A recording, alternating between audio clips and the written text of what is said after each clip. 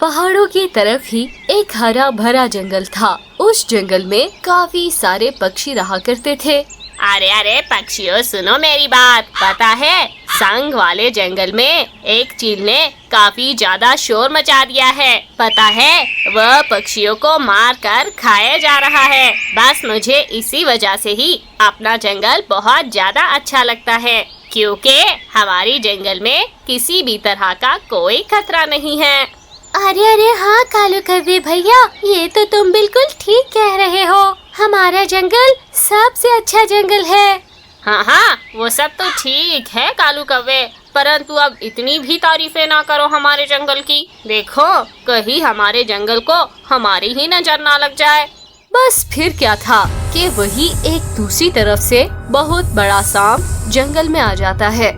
वाह रे वाह, ये जंगल तो काफी ज्यादा बड़ा है और इस जंगल में तो काफी सारे पक्षी भी रहते हैं। अब तो मैं इसी जंगल में ही रहूंगा और सारे पक्षियों के बड़े बड़े अंडे खाऊंगा। और वैसे भी मुझे तो अंडों के साथ साथ इन प्यारे प्यारे पक्षियों का मांस भी बहुत पसंद है। मैं तो यहाँ पक्षियों का मांस भी खाऊंगा। वह देखो, सामने ही मेरा पहला शिकार। चलो चलो, पहला शिकार मैं उस नन्हे कबूतर को ही बना लेता हूँ। फिर क्या था, वे सांप उस पेड़ पर ऊपर जाकर चढ़ जाता है और वह उस नन्हे कबूतर के पास आ जाता है और फिर वो उससे कहता है, अरे नन्हे कबूतर, मुझे तुम्हें देखकर बहुत ज्यादा दुख हो रहा है। पता है, क्योंकि तुम्हारी तो जिंदगी बस इतनी सी ही थी, क्योंकि अब तो मैं तुम्हें मारकर खाने वाला जो हूँ। फिर वह जालिम सांप उस छोटे से नन्हे कबूतर को डस लेता है और उस सांप के डसने की वजह से वह नन्हा कबूतर वहीं पर मर जाता है। अरे ये नन्हा कबूतर तो कुछ ज्यादा ही कमजोर था। मेरे एक बार डसने से ये तो फौरन ही मर गया। चलो अब जल्दी से इसे खाकर पेट भरता हूँ मैं। फिर वे जालिम सांप फौरन से उस नन्हे कबूतर का मांस खा लेता है। फिर अगले दिन कबूतर अपने बेटे को जंगल में ढूंढ रहा होता है और काफी ज्यादा परेशान होता है। वह नीलो चिड़िया के पास जाता है। अरे रे, क्या हुआ कबूतर भाई? तुम इतने ज्यादा परेशान क्यों लग रहे हो? बताओ तो मुझे, क्या बात है? अरे रे नीलो बहन, मैं तो कल से अपने नन्हे कबूतर बच्चे को ढूंढ रहा हूँ। वो मुझे कल से जंगल में कहीं नहीं मिल रहा। मैं जरा जंगल में भोजन ढूंढने गया था, अब आया तो वो कहीं नहीं मिल रहा। और अब तो मेरी पत्नी भी इस दुनिया में न रही कि वो उसका ध्यान रखती। अरे कबूतर भाई, तुम बिल्कुल भी परेशान मत हो। तुम्हारा नन्हा कबूतर यही जंगल में कहीं होगा। हम सब मिलकर ढूंढ लेंगे उसे कहीं पर।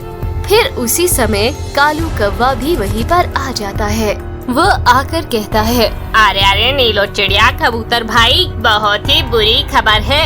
वह रंगीन पक्षी जो हमारे जंगल में आया था, उसको एक दुष्ट सांप ने डस लिया है और उसकी हालत बहुत ही ज्यादा खराब है पक्षियों। क्या सांप ने डस लिया है? परंतु हमारे जंगल में तो सांप था ही नहीं। तो फिर कालू भाई, उस रंगीन पक्षी को किस सांप ने डसा? अरे नीलो चिड़िया जल्दी चलो, वरना उस रंगीन पक्षी की मृत्यु भी हो सकती है। फिर कालू कौवा नीलो चिड़िया और कबूतर को लेकर फौरन से रंगीन पक्षी के पास आ जाते हैं। ओह पक्षियों, ये रंगीन पक्षी ठीक कह रहा है। ये निशान तो सांप के डसने के ही है। और हाँ, ये जिस सांप ने रंगीन पक्षी को डसा है वो बहुत ही ज्यादा जहरीला है। अगर रंगीन पक्षी को आज ही नीम के कड़वे पत्ते न खिलाए तो आज ही इसकी मृत्यु भी हो सकती है। उल्लू बेची, मुझे बहुत नींद आ रही है, परंतु मैं सो नहीं रहा।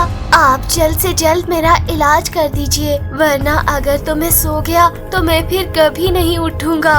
अरे उल्लू बेची, परंतु हमारे जंगल में तो नीम के पत्तों का पेड़ है ही नहीं। वह तो हमें साथ वाले जंगल से लाना पड़ेगा और नीम के पत्ते लाते लाते कल रात भी हो सकती है। अरे नीलो चिड़िया, नीम के पत्तों के अलावा इसका कोई इलाज नहीं। तुम्हें किसी भी तरह कुछ भी करके नीम के पत्ते लाने ही पड़ेंगे आज। उल्लू बेटी, मैं और कालू भाई जल्द से जल्द नीम के पत्ते लाने की कोशिश करेंगे, परंतु आप तब तक रंगीन पक्षी को सोने मत दीजिएगा। यह कहकर नीलो चिड़िया और कालू कौवा दूसरे जंगल की ओर नीम के पत्ते लाने के लिए उड़ने लगते हैं। वही दूसरी तरफ वो दुष्ट सांप बहुत ही ज्यादा खुश होता है और वह खुशी खुशी खुद से कहता है, अब तो मैं आहिस्ता आहिस्ता इस जंगल के सारे पक्षियों को डस लूंगा और फिर जब वे मर जाएंगे तो उन्हें मजे से खाऊंगा। चलो चलो आप जरा बुलबुल के पास जाता हूँ, पहले उसे डस लूंगा और फिर उसे भी खा जाऊंगा। यह कहकर वह सांप फौरन से बुलबुल के पास चला जाता है। सांप बुलबुल के खेत में आता है और वह बुलबुल से कहता है, अरे बुलबुल, इतनी मेहनत करने की कोई जरूरत नहीं है, अब तुम मुझसे नहीं बचोगी। हाय हाय रे, इतना बड़ा सांप, कोई तो मुझे बचा लो प्लीज, वरना तो ये सांप मुझे डस लेगा। फिर वह सांप बुलबुल को भी डस लेता है और उससे कहता है, अरे रे, इन पक्षियों को डसने में तो बड़ा मजा आता है, परंतु इनका मांस मुझे बिल्कुल पसंद नहीं है, इसीलिए आज के बाद मैं किसी भी पक्षी का मांस नहीं खाऊंगा, सिर्फ पक्षियों को डसूंगा और मजे करूंगा। यह कहकर वो सांप वहाँ से चला जाता है और फिर इस तरह से बुलबुल भी उल्लू वेची के हॉस्पिटल में एडमिट हो जाती है। अगली रात नीलो चिड़िया और कालू कौवा नीम की पत्तियां लेकर उल्लू वेची के पास आते हैं। नीलो चिड़िया, कालू कौवे, तुम दोनों ने आने में बड़ी देरी कर दी। उस रंगीन पक्षी की तो मृत्यु हो गई है और हाँ, कल तो बुलबुल को भी उस सांप ने डस लिया था, जिसके कारण वो भी मर चुकी है। फिर अगले दिन, चलो चलो मानो चिड़े, अब घर को चलते हैं, बहुत सारे फल तोड़ लिए हैं हमने। अरे रे मम्मा, वो देखे कितना बड़ा सांप हमारी तरफ आ रहा है। अरे रे, ये सांप तो वाकई में बहुत बड़ा है, यकीनन ये हम दोनों को डसने के लिए यहाँ आ रहा है। अरे रे, रुक जाओ सांप, तुमने हमारे जंगल के पक्षियों को डस के बिल्कुल भी अच्छा नहीं किया, और हाँ, तुम्हें बिल्कुल भी शर्म नहीं आती कि तुमने हमारे जंगल के कितने सारे पक्षियों के जान ले लिए हैं। अरे रे नीलो चिड़िया, इतना गुस्सा क्यों करती हो, जबकि तुम तो जानती हो कि तुम सारे पक्षी मुझ जैसे ताकतवर सांप का मुकाबला नहीं कर सकते हो। और हाँ, तुम्हारा ये नन्हा चिड़ा तो बहुत ही ज्यादा स्वादिष्ट लग रहा है, जरा बचा कर रखना इसे, कहीं ऐसा ना हो कि ये भी मेरा भोजन बन जाए।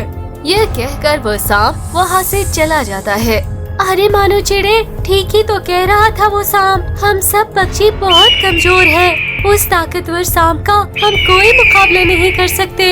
अरे मम्मा, अगर हम अभी से ही हार मान लेंगे तो हम हर किसी का भोजन ही बनते रहेंगे। आपको कुछ न कुछ तो करना ही पड़ेगा, जिससे हमारे जंगल के सारे पक्षियों को इस बड़े से सांप से मुक्ति मिल जाए। तुम ठीक कहते हो मानो चिड़े, मुझे तो अब कुछ करना ही पड़ेगा, मैं हार नहीं मानूंगी। फिर कुछ ही देर बाद नीलो चिड़िया सभी पक्षियों को एक जगह पर जमा करती है। अरे रे पक्षियों, मैं जानती हूँ कि सभी पक्षी उस जहरीले सांप की वजह से बहुत परेशान हैं, और बेचारे कई पक्षी तो उस जहरीले सांप की वजह से मर भी चुके हैं। अरे हाँ नीलो चिड़िया, अब वो नीम की पत्तियाँ भी सांप के जहर का इलाज नहीं कर रही है। हाँ पक्षियों, इसीलिए तो अब हमें इस समस्या का कोई न कोई उपाय ढूंढना ही पड़ेगा। अरे रे नीलो चिड़िया, हम कमजोर पक्षी कैसे सबक सिखाएंगे उस ताकतवर सांप को, ये तो नामुमकिन सी बात है। कालू कव्वे, अभी अभी मेरे दिमाग में एक बहुत ही बढ़िया सी योजना आई है। नीलो चिड़िया, जल्दी बताओ, वह उपाय क्या है तुम्हारा? पक्षियों, अगर हम में से कोई भी पक्षी उस सांप के सामने मरा हुआ लेटा जाए, तभी वो सांप हमारे उस पक्षी को नहीं खाएगा, और तभी पीछे से कोई दूसरा पक्षी उस सांप पर एक बड़े से चाकू से वार करेगा, जिससे कि वो सांप मर जाएगा। अरे नीलो चिड़िया, उपाय तो बहुत ही अच्छा है, परंतु ये तो जान पर खेलने वाली बात है। मैं तो ऐसा खतरनाक काम कभी नहीं करूँगा। और हाँ, मैं भी ऐसा कुछ नहीं करूँगा, क्योंकि मैं अपनी पत्नी और अपने बेटे को खो चुका हूँ। अब मैं नहीं चाहता कि मैं अपने आप को खो दूँ। अरे रे पक्षियों, ये काम मैं और कालू कौवा करेंगे, आप सब बिल्कुल भी चिंता मत करें। हाँ नीलो चिड़िया, चाहे मेरी जान ही क्यों ना चली जाए, मैं तुम्हारा साथ कभी नहीं छोड़ूंगा। फिर अगले दिन कालू कौवा उस सांप के बिल के सामने जाकर लेट जाता है और अपनी आंखें बंद कर लेता है। पीछे ही सारे पक्षी ये सारा माजरा देख रहे होते हैं। कुछ ही देर के बाद वह सांप अपने बिल से बाहर आता है और वह कहता है, अरे रे, ये तो यहाँ पर कालू कौवे की लाश पड़ी है। लगता है इसे किसी ने मार दिया है। मुझे भूख तो बहुत लगी है। चलो चलो इसी को खा लेता हूँ मैं। अरे रे बाप रे, लगता है ये सांप मुझे ही खाने को आ रहा है। फिर जैसे ही वो सांप कालू कौवे को खाने वाला होता है तो पीछे से नीलो चिड़िया पीछे से एक बड़ा सा चाकू उस सांप के पेट में घोंच देती है। अरे रे, ये क्या कर दिया? मेरे पेट में चाकू घोंप दिया। लगता है अब मैं मर जाऊंगा। बस फिर क्या था, वे सांप वहीं पर मर जाता है और सारे पक्षी बहुत ही ज्यादा खुश हो जाते हैं।